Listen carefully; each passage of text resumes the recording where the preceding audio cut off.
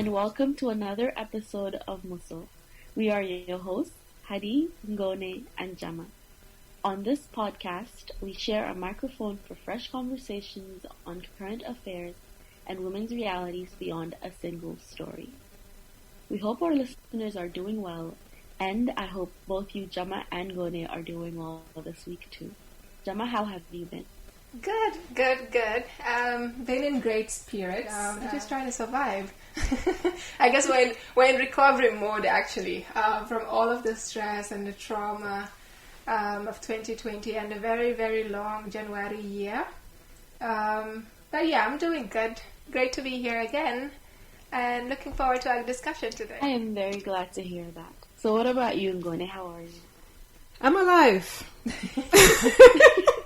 But yeah, I'm doing good. I'm doing really well, alhamdulillah. Everything is going fine. Decided to not stress myself to death. Take things one step at a time. You know, life is short. Live it. Chop life before life chops you. You know, just vibes. Just work and vibes. Vibes and inshallah. Yeah, work, vibes and inshallah. Honestly, I feel like that B21 should be, everything needs to be vibes and inshallah, because we cannot come and kill ourselves. Mm-hmm. Yeah. It will not work. After everything 2020 did to us, we cannot continue to come aside down. So, How have you been? I'm alive. I think for me, we'll check in again in 2022. I'm alive is all we can say, but alhamdulillah. So before we get into today's topic, we wanted to share with you our quote of the week. This is a snippet from Maya Angelou's very famous poem, I Rise. You may shoot me with your words, you may cut me with your eyes, you may kill me with your hatefulness, but still, like air, I'll rise. Does my sexiness upset you? Does it come as a surprise that I dance like I've got diamonds at the meeting of my thighs? Out of the huts of history's shame, I rise. Up from a past that's rooted in pain, I rise. I'm a black ocean, leaping and wide, welling and swelling, I bear in the tide.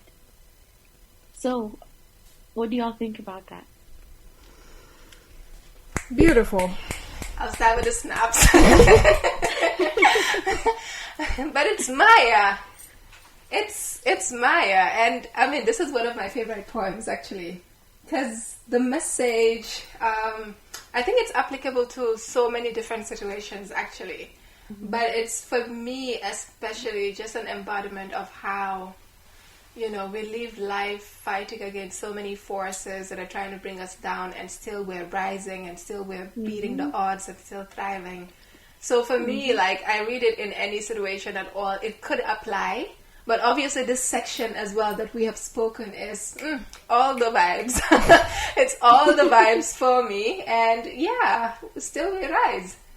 I love that. And considering, so today's topic, by the way, it's on modesty and how it links to sexuality. And I'm glad that Maya said, does my sexiness upset you? Because we know that with our people, sometimes a woman being a little too sexy and being confident in herself does upset people. So I thought that was a good, we all thought that was a good quote to start today's session with. The code. So yeah, and I think one of the reasons why we chose this quote, so like we said the last episode, we're choosing quotes to begin with, and that really sets the pace for what we discuss during the episode. And so today we're discussing the politics of modesty and the links to sexuality. Now that might sound like a very heavy topic. It might sound like a huge box, and that's exactly what it is. We can't really get into all of the contents of that box, but we will try to look at this again, like we said, with three Gambian feminists sharing a microphone and sharing our perspectives, and that's really what we're going to be talking about today.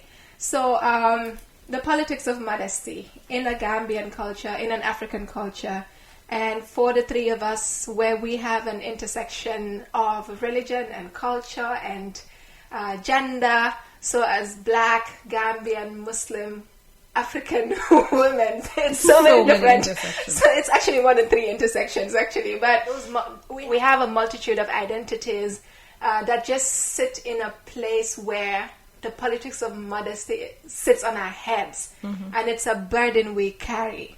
And so I guess maybe we could just talk about what expectations usually, because that's really the burden. It's like there is a gendered angle to it. When we talk about modesty, usually people think women, because we are the ones who are, I guess, supposed to be modest and yield and jack and all of the adjectives that they use to just keep us in a box and look like what people think we should look like. But we have those expectations. How do we see these things manifest in our society? I think in our society, modesty is more physical than spiritual, especially for women.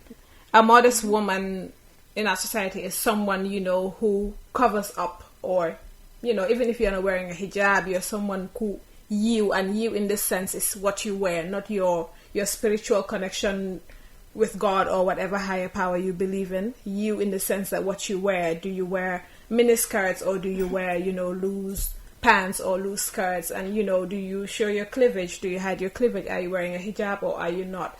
So in our society, modesty is, yes, it's very physical. It's what you wear, how you portray yourself, how you sit, how you speak and interact with people, your relationships with people. That is, I think that's how we see modesty. But to me, modesty is deeper than that. Modesty is it's wider. It's a much wider thing than that. I think it has to do first and foremost with your spirituality, what you believe in, how you relate with whatever you believe in, and that then translates into your relationships with people. For me, that's where modesty begins.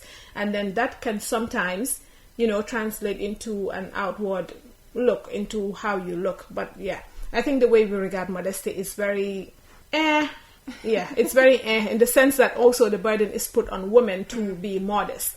Whereas, when you go to homes, girls or young women would be forbidden from wearing certain types of clothes, from, wearing their hair a certain type of way, from, doing certain things to their bodies. Whereas with boys or young men, the rules are completely different. You see a young man walking around with their pants all the way down to their knees or whatever, but that's kind of seen as normal. Nobody expects them to live up to that threshold of modesty that, young women are expected to live to. I think that's how I see it. And even when it's frowned upon, it's just from a point of then the innocent way, but it's not coming from the point where, like with what women experience, you're vilified, you're sort of made to feel like you're sinning and you're worthless and all of those many different things. Hadi, you want to come in there? Yeah, and especially it starts from a really, really young age, because I just want to piggyback off of Gona about what she said about, having to look a certain way in households, because it's not like, oh, you need to be modest so that you're not, so that you're a good Muslim, quote unquote. It's more that you need to look like this so your uncle would look at you a certain way, so your cousin would look at you a certain way. So it goes back to like placing the onus on women and girls to look a certain way so that they will be quote-unquote respected and they will be quote-unquote protected from sexual violence and sexual abuse, when we all know, and research and just living life in general tells us that looking and dressing and acting respectable is not going to stop certain violent acts against women. So it comes back again, I guess, to the socialization, because I'm sitting here and I'm thinking how even things like Jigin do Yuhu, Wanyil Sabah, the things like that, it ties again to how women are seen and not heard. But even in this case, your being seen is based on certain criteria that people have, just created and expect you to fall into. But we talk about the home and how this happens there, but it really doesn't just stop in the homes, right? It follows us everywhere we go as women. What have we seen in the offices, for example, or just in professional spaces? Because, it goes beyond the offices, right? So let's look at informal sector, wherever it is, wherever women are going out. So yes, we have the home. Let's look at that as a domestic space. But then once you step out of the home, it's not like it stops at all. If anything, it might even be worse when you go outside. So yeah, what are those experiences? What have we seen? I think beyond the home, it also goes, even before the workplace, it goes to the schools. Yeah. For example, you know, I remember this was a silly thing, but when we were in primary school, even the way you tied your belt, because our uniform was a dress. So even the way you tied your belt had some form of connotation, you know. When your belt is at the back, it means something. When it's at the front, it has some other meaning. The length of your uniform says something about you. And the hairstyle. You know? There were schools that had like everybody rocks the same hairstyle. Yes, St. Peter's. Wow. St. Peter's, everyone had to, you know, have their hair to the back or, you know, one puff in the middle because, you know, having a certain kind of hairstyle would attract boys. So, you know, in order to promote modesty and, you know, to look neat and just conform to a certain look, you know, your hair had to be a certain way, your uniform has to be a certain length. And this like, personally, I don't think there's anything wrong in promoting, you know, decent quote unquote, you know, mode of dressing. But the problem comes where all of this is a burden put on women, especially on girls. Because I feel when you become a woman, then you have some sort of say into how you portray yourself. But when you're a young girl, this entire burden is placed on you. Your uniform or whatever clothes you're wearing have to look a certain way. Otherwise, like Hadi said, you're inviting the gaze of men, of older men who could prey on you. You know, the way you act, the way you walk, the way you speak. And then we see these things also translate into the workplace. Yeah. You go to work, your skirt is a certain length, you know. People would say, oh, you're looking to seduce or impress your boss or some other male colleague. Yeah. You know, your pants are tight, it's looked at a certain way. When you hold certain positions within an institution as a young woman, you're expected to dress a certain way. And by that, you know, people expect you to wear African outfits, you know, just loose-fitting clothing because that is what suits someone in that position. So basically, it's as if as long as you're holding that position, you have to conform to a certain look. And if you don't, it's seen as if you're not deserving of that look because you don't look like a responsible person. I think, that's the word. It's like your mode of dressing or whatever modesty you're portraying is linked to how responsible or irresponsible you are. So you could be the most educated, the most experienced person, you know your thing, you know how to do whatever it is you're doing, but you're not seen as a responsible person because in other people's eyes, you're dressed a certain way, which is, I think, is just absolute garbage. And I would like to add. Yeah. So before you come in, I think, and I would like you to comment on this.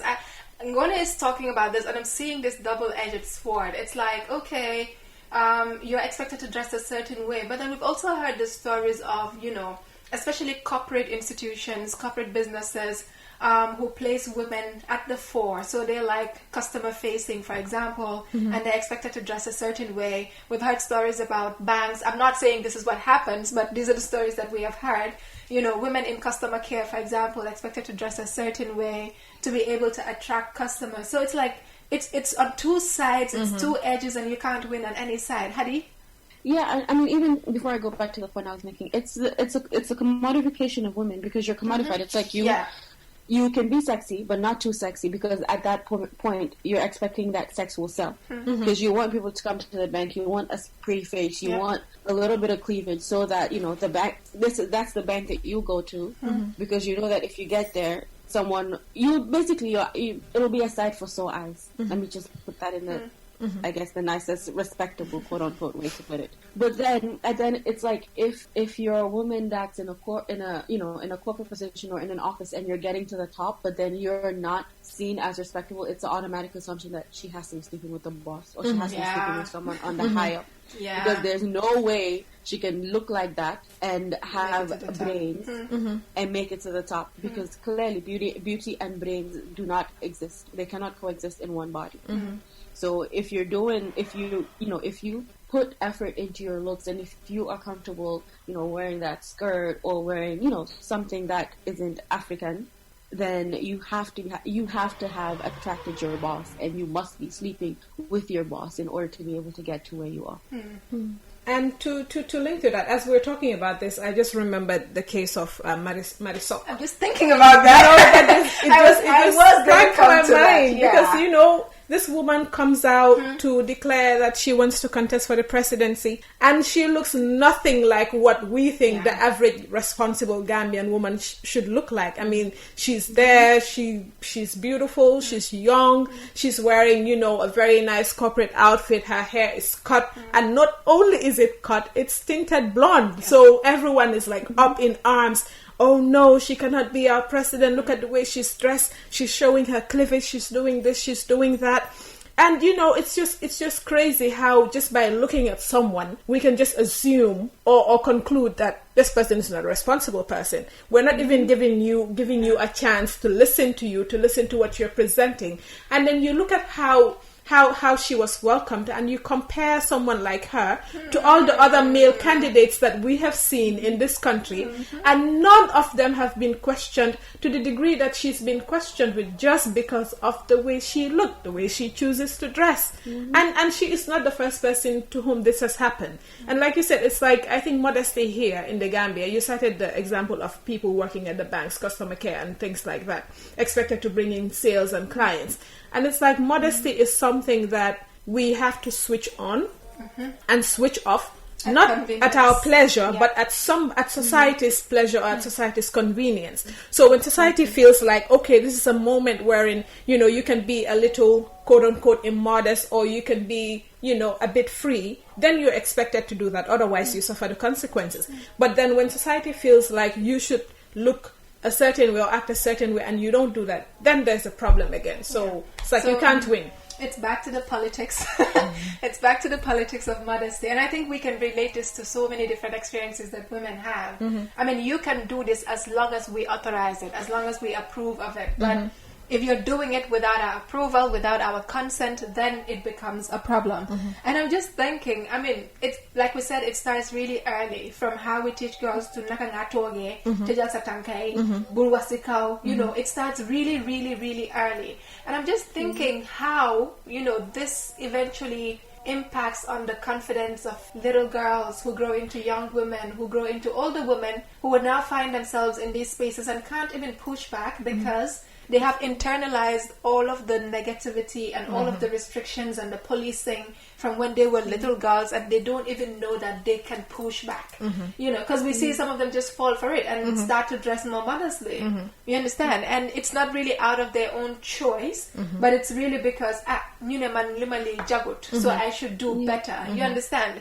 So I'm just thinking, obviously there are those consequences. I mean, it has an impact on confidence, it has an impact on esteem, on how people present themselves, so.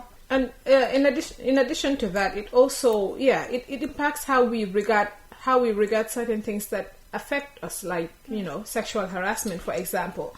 Because we all know in, advanced societies or developed societies, just the mere fact that you're commenting on your co-workers or, somebody else's mode of dressing, their cleavage, or how big or small their ass looks in those pants, is sexual harassment. But then in the Gambia, because of the way we regard modesty and the way we treat it, even when someone comments on your mode of dressing and says, well, you shouldn't have worn that because your skirt is too short, or your pants are too tight, or your dress is too light, or whatever comment they make, it would not be treated as sexual harassment, because it's looked at as somebody giving you advice on how you should look more decent. But I've seen this happen, where someone commented on somebody else's mode of dressing that, that person shouldn't be wearing clothes that tight because of the way their body is built and whatever. And for me and some of my other friends, we saw this as sexual harassment, and we reported it. And, that prompted, other, management being asked to, develop a sexual harassment policy and things like that. But you would see that even the person this happened to did not see it as sexual harassment. And then the person who did the harassment, his defense was, I was giving them advice on how they should dress. And that opinion is also what management carried, because they were, they made comments like, well, if someone is giving you advice on what to wear, they just want what's best for you. Is that what they paid to do? Are you going into the office to give advice? That is not your business. What's up? Or they'll tell you that, it was just a joke. Yes. And sometimes they do it also from a point where they try to make it sound like a compliment. Tell your mom somebody else young, and then goodness gracious. And what had he said about it being made a joke? I remember after that incident happened, even when somebody comes up to you and they're chatting with you and they try to shake your hand, they be like, I hope you're not going to say it's sexual harassment.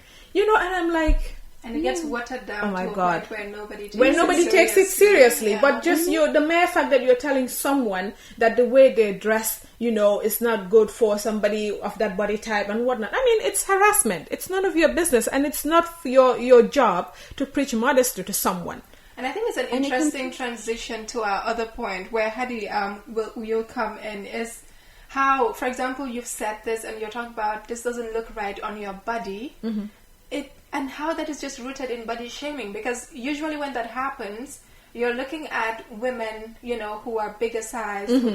Who are fat size. Mm-hmm. So there's a lot of body shaming. It's like, okay, bigger women do not have the right to wear what they want to wear because, that's an affront to my view. I don't want to see it. Mm-hmm. But if it's a small person, if it's a tiny person, we don't have a problem. Mm-hmm. You understand? So I think this is rooted in body shaming. And when you bring that to black women, add a layer of colorism, add a layer of racism, and you have a whole pot of nonsense. It's complete nonsense. Because I'm just thinking about my experiences growing up, and it's like, the things be hanging sometimes. They were sitting. Everything is sitting. So it's like you're forced to. I mean, personally, me, I don't care. I wear what I want, even though it's like modest or whatnot. But it's a personal choice. But it has nothing to do with what someone wants me to wear. Mm-hmm.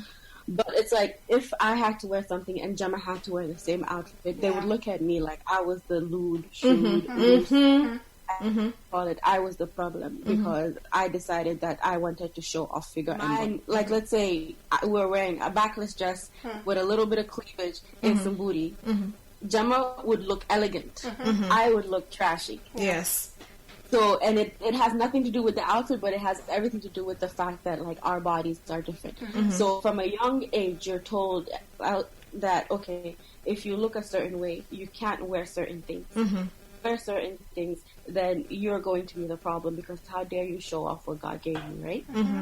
Or why, even if you're showing it off, then you have to be doing it because you want the attraction of a man, and then you want, it's everything again goes back to women not having the agency to do what they want or wear what they want, because it's going to translate into them doing it for the male gaze. And as dark women, as thicker women, you automatically not look, I mean, maybe thicker women is one thing, but as a darker skin woman, looked at as the pinnacle of what looks good to begin with. What's the quote again? Like, it's always something about so hair's perfect. Yeah. But it's not. Ñuul ñaaw. Yeah. Mu ngi ñuul duuf ñaaw. Musso all of those statements. Yeah. Exactly. It's not something that, that's easy to work through, especially for young girls, where it's like, Marta, you sit down, na talk, they're taking all these, pills, all these different things, but at the end of the day, it's not going to change, like, what society tells us is modest and it's beautiful and all that. It's not going to change the fact that for the next generation to come, girls and women will still be subjected to certain ideals that shift, mind you. So there's no one singular goalpost for every. Just continue to shift, and until we're able to just be like, hey, you're beautiful the way that you are, and you don't have to look a certain way, you don't have to just be, looked at as someone that's worthy of respect, not even beauty, but just respect in general, someone that can be like a normal human being. Until we change those norms, it's going to be so hard for girls and women to feel like they society, especially ours. An interesting point you raise is around how when you dress the way you want, especially if it doesn't look like what is socially prescribed as modest, people usually see it as jayo, right? That's the word. You're selling yourself, you're trying to get the attention of men, and it comes down to even like tiny things like anklets. I have to laugh because that's a piece of jewelry that you're just wearing around your anklet, and it's a huge part of our culture. How does it translate into being a prostitute or a sex worker? Because that's what people translate it to. You start wearing that and they're like, yeah, I'm in the chaga. It's a piece of jewelry. It's just like the necklace you put around your neck. I don't even want to get into tattoos. I don't even want to get into tattoos. I don't even want to get into the piercings. You understand? But it's a lot of policing around what people should look like, and I think I'm still gonna quote this for so many years to come. When Go says in Gambia, modesty is, it's more physical than it is spiritual. It's more about what the external looks like than what the internal actually is. So and it's a burden. I wanted to just add that it's a huge burden. That's why we see a lot of girls. You'll sit down, see them trying to wear the hijab, sometimes for the wrong reason, and then they remove it, and the first thing you hear is, "Hey,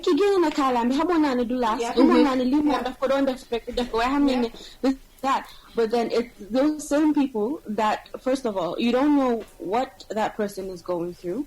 You don't know why they've removed it and what spiritual state they're in. But because modesty is so physical in our context and in our societies, we just want to see the external, that she dresses or appears to look like a quote-unquote good woman that I can take home. And even it might even be those same people who, when the person decides, or when the woman decides to wear the hijab, for example, or just dress modestly in general, would be like, "Hey, how malum nyo jaini?" Ki look for bopam, ki kaini lafi. It's like I said, it's a double-edged sword. Any side you use to hit yourself, you get caught. There's really not much of an escape from that. I just wanted to say that I like that you're talking about jewelry, and it reminded me also of hair, dreads. Like, we all have nappy hair, we're Africans, and our hair, if you don't comb it or you don't touch it, it naturally just mats into a lock. So our hair locking is something natural, but then you look at how even having, I don't like to call them dread, having locks, locking your hair is seen as something that is so immodest and wrong. Like, why are you locking your hair? Linit ku yiw du ko def. And in that one, when people say it's haram. It's haram. Yeah, people will tell you it's haram because you can't wash your hair properly when set. Till in the father sibir. And this is one that cuts across the board to all men and women. You can be a young, responsible young man. You have a good job and everything, but the moment you show up with your hair in locks, problem. Everything kept aside. Let no young woman dare take you to her parents to say they want to marry you. Young woman, you dare not lock your hair in certain households, because then it's like your ban for song you need nga hanayo knit in bed and things like that. I think we need to. It's good to be modest or whatever, but then we also need to look at what is the foundation of the things that we push as modest or immodest things, because being anti-lock is very anti-black. That is very anti-black. So are you saying no to the locks because the haram or whatever, which has no basis, or are you saying that it's not good because the white man told you that as a black person your hair should be straight, it should look this way, it should look certain way? And this is something that affects women even in certain professions. As a lawyer or as a banker, you can't wear your hair a certain way. Maybe in the legal profession it's getting a bit easier, but in certain banks, when young women have their hair in locks, they have to wear a turban or something to cover it up. Otherwise you wouldn't be allowed to work. So we really need to question what is the root cause of all these things we preach as modesty, where it's coming from, and then we can correctly choose which ones are fair for everyone and which ones are just a whole lot of nonsense. So a whole lot of nonsense. I think that's the phrase to describe a lot of it. And I mean, we talked about how it might be good that people can be modest, but for me, who defines what modesty is? Who defines what modesty looks like? Who defines what the parameters are? And especially considering we all come from different backgrounds, from different cultures, we're just different spirits in general. So who defines what modesty is? And I'm really glad we talked about the impact it would have on the confidence of these girls, who can't push back, who can't stand up for themselves, and who have to continue to conform to these standards that people have set. We're going to go for a short break now. When we come back, we will get into the discussion around how all of this conditioning and all of these expectations and the burden we bear on our heads as women to be modest by society's terms eventually links to certain challenges we face when it comes to our sexuality, how we express it, how we enjoy it. We'll take the break. When we come back, the discussion continues here on Musso.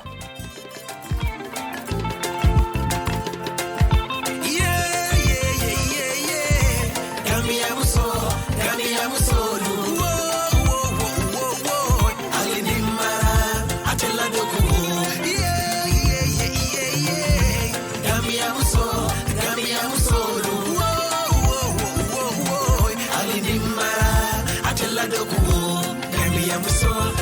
dokumo alinimbara Gambia Musso atela baro dunia atela tamu. Welcome back. You're listening to the Musso podcast, brought to you by Jama, Hadi, and Gone. On this episode, we are talking about the politics of modesty and the links to sexuality. In the first half of the episode, we have talked about the many different ways in which the politics of modesty manifests in our society, the burden that women and girls carry on their heads to meet societal expectations of modesty, what effects it has on their confidence, and also the very many different challenges we see in the homes and in professional settings and just society in general.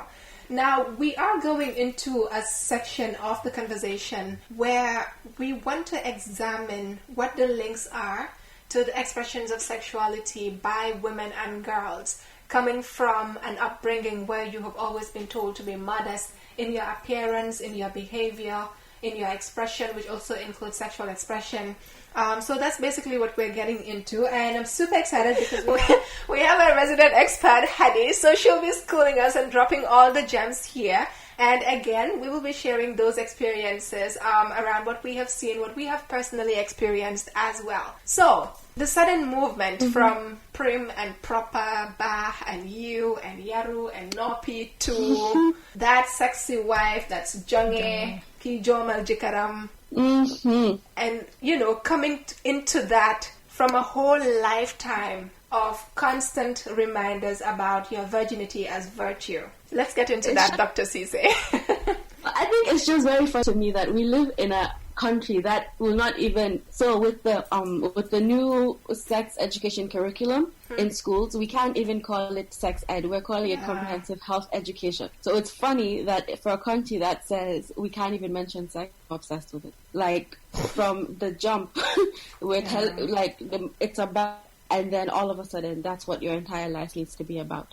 You go from hey yo danga woni bin to bin dan ko sala sijika chura danga defli virtually this that and the third, but you're growing up with, there's such a disconnect, but at the same time it makes sense, because if we weren't obsessed with sex, then we wouldn't have such a hush kind of mentality about it. Like, we refuse to do the education that's needed to have a more understanding and just get the nuances of things. I think also that's our issue with Gambia. We are very black and white. There's not enough space for nuance. And I'm like, people in different countries will say that, but as a Gambian, I can only speak about us. We don't make enough room for, it's always 0 to 100 with everything. So it's just very funny to me that we go from never talk about sex to please make your whole life about sex. And even when you're making it your whole life, it's not for your pleasure and it's not for you, but it's for the man that you're married to. And even at that point, you still can't talk about it. It's like this thing that everybody's doing with their neighbors. Everyone and their neighbors engage in it, but we don't talk about it at all. That's the burden. That's the burden again. No, like Hadi said, it's just really funny. And just, I think right now we're looking at it in terms of consensual sex, but just the mere fact that we don't talk about sex at all is what has caused a lot of problems for us, especially with, sexual abuse and, molestation and whatever that goes on in our homes, in our schools, in our churches and mosques and everywhere. It's a problem that we have with sex. We just have a problem with that word. We don't want to say it. Nobody is doing it. Nobody is having it with someone with or without their consent. It's just taboo. Let's not talk about it. It's under the rug. But the moment you get married, and then sometimes doesn't it start before? You reach a certain age, and people start talking about how Hamga, yo mbayange holy, yo hamgali. I'm like, my whole life you have not mentioned anything about this. Even when I started seeing my period and became at risk of getting pregnant, you still would not talk to me about how I would get pregnant. All you said to me was, legi mag nga danga wara moytu. I remember one time we talked about this on Twitter, and you could see that for majority of the girls or women who participated in that conversation, that's all you got. Legi Magda, you're now grown, you should be careful else you'd get pregnant. But nobody talked to you about what leads to the pregnancy and how you can avoid getting pregnant. you know, what you can do to protect yourself, and just not even pregnancy, but also STIs, you know, all these other diseases that are out there. We only see pregnancy, but there's a whole lot of STIs and everything, you know, that's going on. So yes, we shy away from this topic, and I feel like us shying away from it is why we have a huge case of sexual violence in this country, because sex is something, it's regarded as something that happens to women. Yeah. So you're a woman and sex happens to you. You know, your husband does it, or whatever does it to you. And then, you know, that's how it is. So whatever you're learning about it, it's not for your own pleasure. It's for somebody else's pleasure. It's for you to pleasure someone else. So when somebody, when that is, if that is how, you know, we're raised, then that's why we have this, this problem where men who rape or molest women or young girls see them as, you know, someone that belongs to me. This is something that I have a right to do to them. And then, you know, they do that to you. And because we don't talk about it, we still have all these problems of, you know, people faking their virginity. You know, a whole can of worms that I don't even think we're ready to dedicate, you know, an episode to yes. that. The purity culture and the purity culture and everything. And the fact that even in relation to sex, when you link sex with modesty, for example, in Islam, we know there's a Quranic verse that says, you know, the chaste men for the chaste woman. But chastity is something that is pushed on young women. A young woman is not balancing. And that chastity it's not balancing at all. So you have a young man at home, you know, everyone is saying, hey, yo ninga bare jangha, yo jigeni nyung la topa, you know, there's a lot of girls after you, you know, you have so many girlfriends, you're doing this, you're doing that. Oh, this girl came here today, another girl came here the next day. But then, so that man is, that boy or young man is free to explore and, you know, just live life. And then you expect the young woman to remain chaste, to remain a virgin. Nothing is supposed to happen to them. Forgetting that in a hugely heterosexual society that we live in, all those things that happen to women are caused by men. Yeah. So, you know, the thing is not balancing that. The equation is not balancing. It's not at all. It's not. Can do a good in your teeth and why do we even have a concept of good now in this country? Like that's the question we need to ask. So I mean, we could do a whole episode on this, but the whole idea of now, you mentioned the discussion on periods on Twitter, and I remember there was another one on how men lost their virginity. What was their first experience of sex? And a lot of them, from the stories they were sharing, it was actually sexual abuse. They were raped, they were molested because they were kids. It wasn't without, they can't consent anyway, you know, and that was their first experience. And but it is usually seen as something to be proud of, you know, as a man, as a boy. This is something you boast about. It's like a coming of age story. Exactly. A lot of them don't even realize. A lot of the stories were my maids, our helps. You know, but also just older cousins, older sisters, you know, aunties. All of these things are happening, and we just have that problem. But nobody wants to talk about it because it's sex. No, I think for me, what I wanted to add is how we continue to prioritize virginity for girls and women as a virtue, but then continuously overlook the actual reality and fact that sexual violence is the root cause of girls and young women not being quote unquote virgins. I don't like the term virginity at all. It's outdated, and we need to do better with using other terms around that. But it's funny that, you know, it's so heavily leaning on that. You have to be like this. You have to be like this. But then so oh yeah, this and this happened to me. So and so happened to me. They don't want to hear it. They'll be like, it's a family problem. Like, you know, they go MLC beat kid, we don't go bala and get yala, blah, blah, blah, blah, blah, blah. And they love bringing yala when it's time to, you know, actually amend a woman's wrong. So it's, for me, this whole topic is always funny to me, but it's just extremely funny to me that we are so this idea of prim and proper, and then turning into like the sexy wife or whatnot, when there's so many steps that we miss, and even the steps that we miss is a lot of, yes, there's a lot of consensual sex going on outside of marriage. That's great, get your own. But there's you know, there's a lot of sexual violence that we're not discussing, and that's the main, for me, I believe the main reason that a lot of girls are fearful of the night of marriage or whatnot, because they know that something had happened to them. but they couldn't even disclose it. Yeah. And it's even before it happens, how you're sitting in your wedding, at your wedding, it's your wedding reception, and everybody's saying, hey, tasty goodie. You know, it's all of those things. Everybody's sitting in their little corners anticipating you having sex. What? Don't people have things to do? Don't they have better things to do? Like, no, they do not. They do not. Yeah, they don't have anything better to do because they'll stay the night at you and your husband's house, waiting for you to wear the white sheet after you do the do, so that they can be like, okay, yeah, she. And also, it's just so invasive and it's so haram to sit there and literally wait for people to have sex, like voyeurism.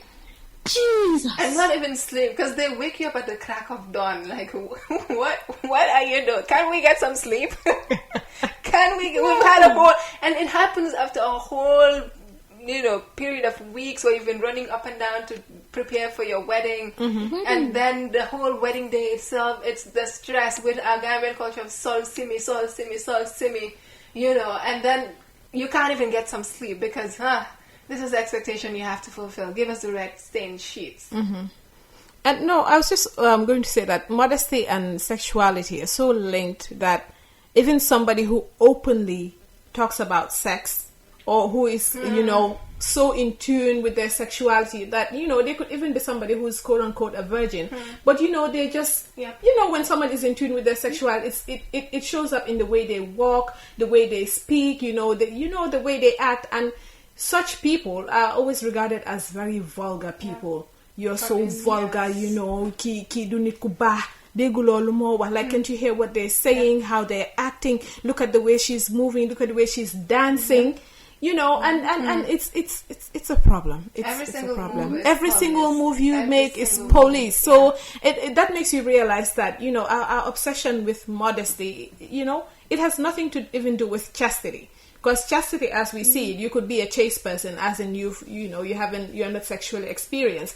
But just because you're in tune with your sexuality, you are regarded as somebody who's immodest. You're not chaste in the way you dress, in the way you dance. You're a bad person. You're not somebody who should have friends. You're not somebody a good child should befriend.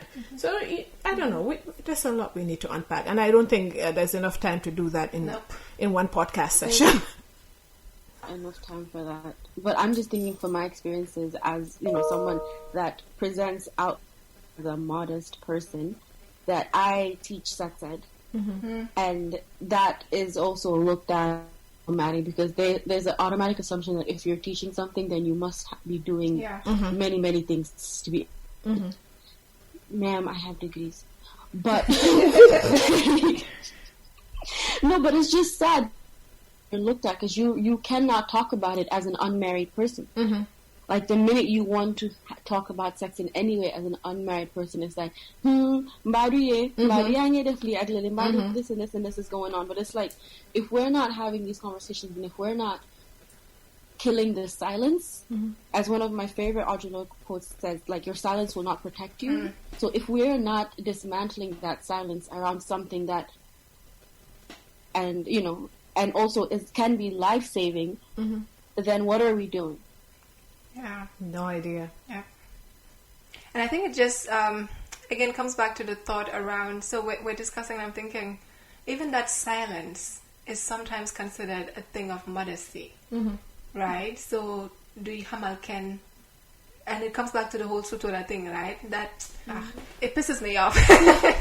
But it comes back to that whole sutura thing. So even when you're struggling, even when you're in pain, even when you're experiencing so much hardship and difficulty, especially in the context within which we're saying this, which is transitioning from that whole conditioning of modesty to now getting into being married and everybody expects you to just gift sex completely. It's not something you enjoy. It's not something you're doing for your own pleasure. It's something that you're gifting to your husband, your partner, whoever that is, and for some people who struggle, because like you said, the education's not there, the experience is not there, and there might be struggles that they could be going through, they would still, in a way, embrace silence as modesty. I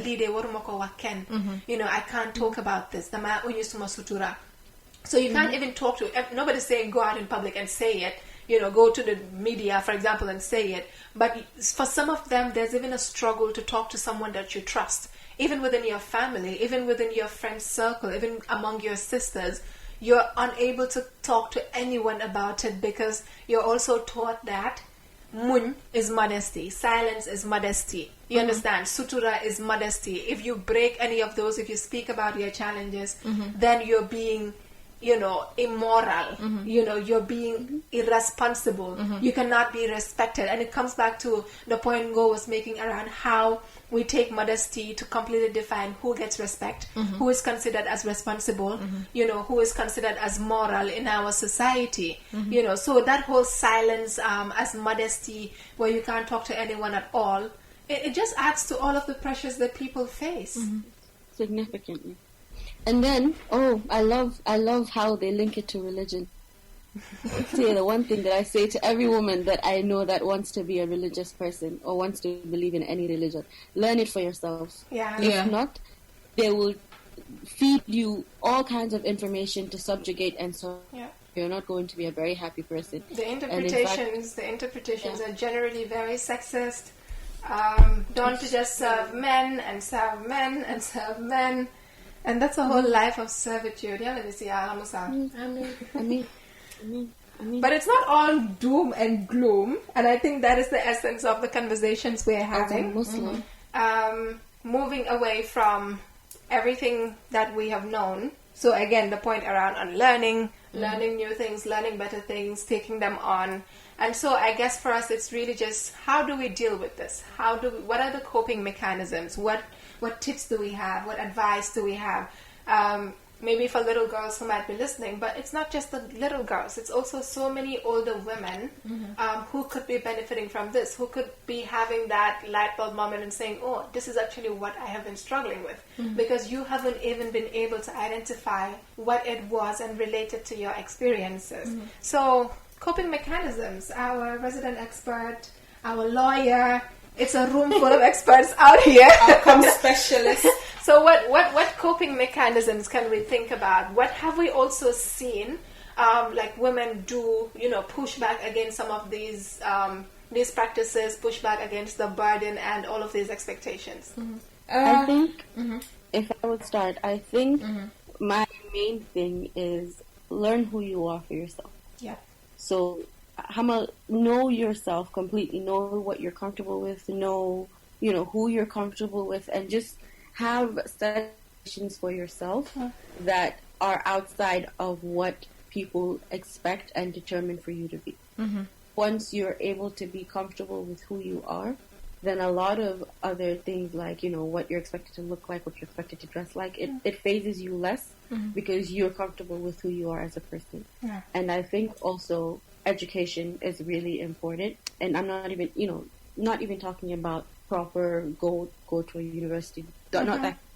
Just being educated about issues that are important and relevant to you, because it'll help you make the proper decisions on taking care of yourself. And I think it's important you point out education is not just what happens in the formal institutions of learning, because I think we sometimes approach this as though it were something new.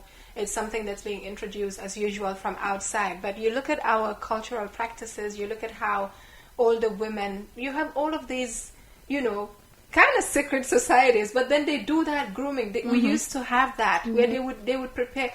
Of course, it's a life of preparing you to get married, which is also nonsense in its own. But then we should not be treating sex education or sexuality education as something new or as something imported. It has been happening. It has been happening in our societies. We just did not name it in the way that the white person has named it. And I think that is very important, that you point out that your education can come from anyone. Just let it be somebody who knows what they're talking about, right? I think what Hadi said is closely linked to my coping mechanism, because I remember one time my dad said to me that the most important thing is your conscience. So if your conscience is clear, say what you want to say, do what you want to do, be who you want to be, as long as your conscience is clear. And that is linked to knowing who you are, because you have to know who you are in order to, to realize what makes you comfortable, what makes you uncomfortable. So for me, I think you have to define modesty for yourself. How do I relate to God, or whatever spiritual being you believe with? How do I relate to or relate with my friends, my family, myself? Because your relationship with yourself is also it's actually the most important thing.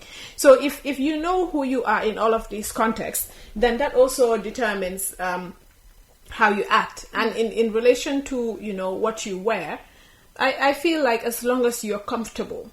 If you wear something that deep down inside in your conscience, you're not comfortable in, not because of what people are going to say, but because you yourself do not feel like this represents who you are, then that is where modesty begins. Because then it translates into everything you do. It translates into your work, your relationships with people. So ultimately, like Hadi said, you have to know yourself. You have to get educated as well.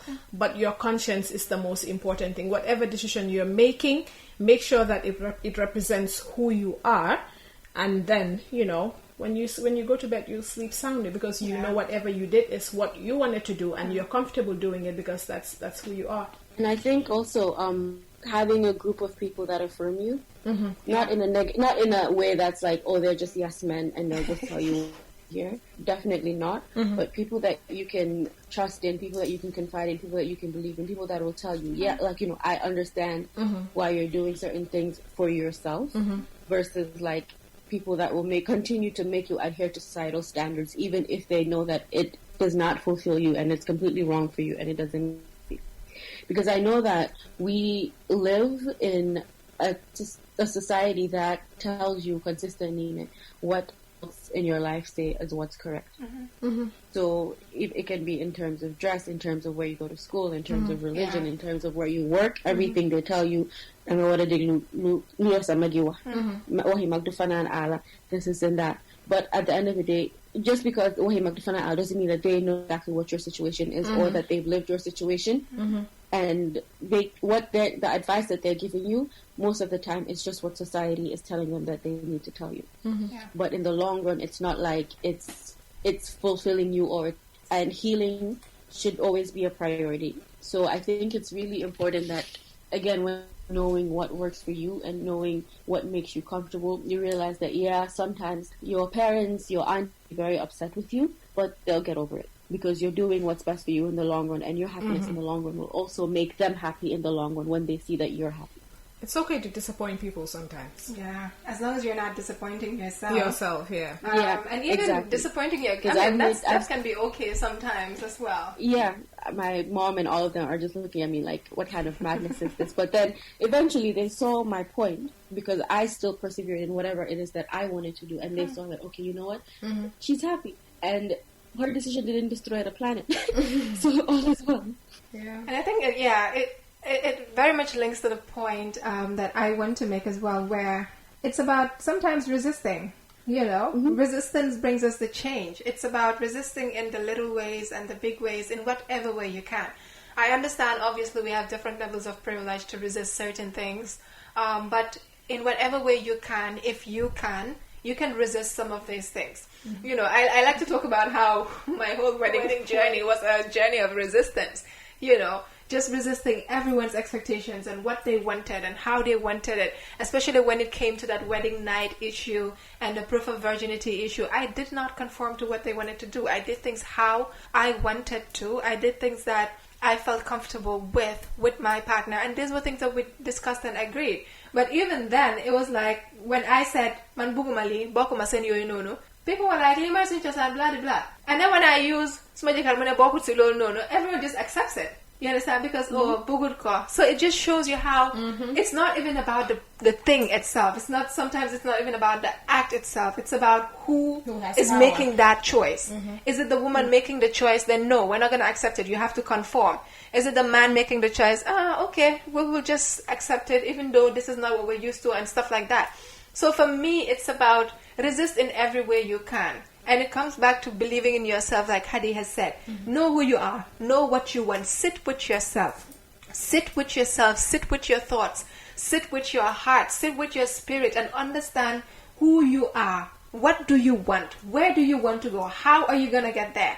And most times, everything people say could be distractions on that journey of getting to where you want to get to. So if you want to pay attention to all of the things that people are saying, you're probably not going to get to realize that vision of yourself, that vision of who you want to be. So for me, like that issue about as long as your conscience is clear, as long as you know who you are and what you want, go ahead and do what you want. Society will be fine. Society has always been fine. Always fine. If anything at all, society has always been fine. Society will be fine. But our resistance will get us those little changes that make sure in the future our daughters, obviously my daughter, I'm not going to put that pressure on my daughter, right? But then if we do it, we're not just doing it for ourselves. We're doing it for the collective, and that is how change happens. So resist as much as you can, right? And as someone on Twitter said, I can't remember who it was, culture is just peer pressure from dead people. So, live your life. Imagine dying and just putting your pressure on people who are just trying to survive. Just peer pressure from dead people. It's 3 hours, 4 hours, 5 hours. We wouldn't be able to exhaust this conversation. So we're just going to try and bring it to a close here. But before we do, like on every episode, we have identified our Musso for the week. And drum roll. Is this a drum roll or a table? I don't know. It's a table, sabar, whatever. Yeah, so sabar. Let's sabar. Mujoli. Musso for the week. Musso for the week is the incredible Anna Faibutna. And we chose her because she is someone who is breaking the barrier or the glass ceiling or whatever in relation to speaking up about sex and sexuality in Gambian communities. Like, she has a podcast called The Lotus Flower, and in this she delves into a lot of things that not only deal with sex but also sexuality, marriages, relationships, and it's amazing. And you know she's doing a good job when Gambians feel the need to report her podcast and have it taken down. Yeah. But she didn't give up. She came back again with fire, and you guys should give her podcast a listen on all platforms. Lotus Flower, Anna Faibutna, amazing. Hadi is the brand ambassador for the podcast. Yes, she put us on. She put us on to that podcast, and then she went on Twitter and like, everybody should listen to this podcast. But yeah, Hadi, go ahead. Brand ambassador. I was going to say she has episodes in Wolof and English. Yes. So very accessible. Yes. And that's an interesting one, because when I started listening, so I think when she started, she was doing both languages in one episode, and then now she's breaking them into separate episodes for the different languages. And I realized, and this actually came to me today when I was thinking about like our discussion this afternoon, and I realized that I am much more drawn to the Wolof version. And I was saying, okay, it's more flavorful, but because obviously Wolof over English every day, all day.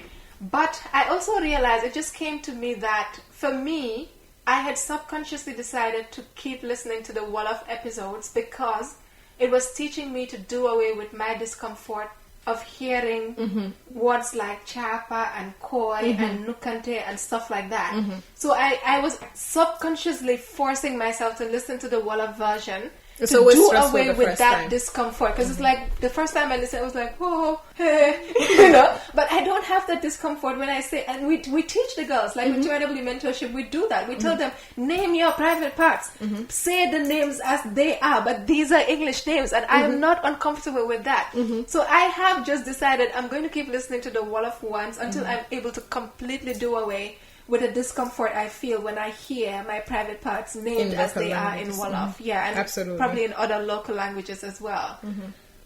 So yeah, a huge shout out to Musso for the week. Go check out the Lotus Flower podcast. And thank you everyone for listening to Musso, listening to our ramblings, listening to Hadi's unruly thoughts, and just everything. I was very calm today. Yeah. Surprisingly. You've been modest today. I've been very, very, very calm, because initially when I saw this topic, I was like, this is where I want to shine. But like, I realized, you know what? we can just keep it. We can keep it cool today, because since we want to talk about modesty, I'll play into society's trap for modesty. But with what I said about what we're talking about rebelling, please, if you get in trouble, don't contact us. You contact me, also, the lawyer. But me and Gemma, no. She'll bail you out. But yeah, it's always interesting whenever we have these discussions. And you know, we have our social media pages. You can follow us on Twitter, on Facebook, and on, you know, Instagram at Musso Podcast. So we're at Musso Podcast everywhere. You can follow us. Subscribe to our channel. Is that how they say? Subscribe to our channel. Follow our channels. You know, we'll be on iTunes and on all platforms where you can listen to your podcast. So, you know, thank you everyone for tuning in tonight. So yeah, I'm going to share our social media. We're everywhere on social media. Well, at least everywhere. So listen, tune into the podcast, listen to this, and send us your feedback. We'd love to hear from you. And questions. Yes, so if you want to share your thoughts, you can just add the hashtag MussoPod, and we'll be able to track that. If you have any questions at all, if you have any experiences related to our topic for today, which is the politics of modesty and the links to sexuality, you can always holler at us, and we will be happy to continue the conversation with you on social media, and even in our private DMs if you don't want that out just yet. We'll take the opportunity to thank Ibu Jaite of Right Click, who has been holding it down for us on the technical side. Thanks a lot to Ibu, and over to you again, Hadi. Well, we are signing out now. We hope you all have a great week, and as always, thank you for listening, and we hope to see you next week. Bye, everyone. Bye. Bye. Keep resisting.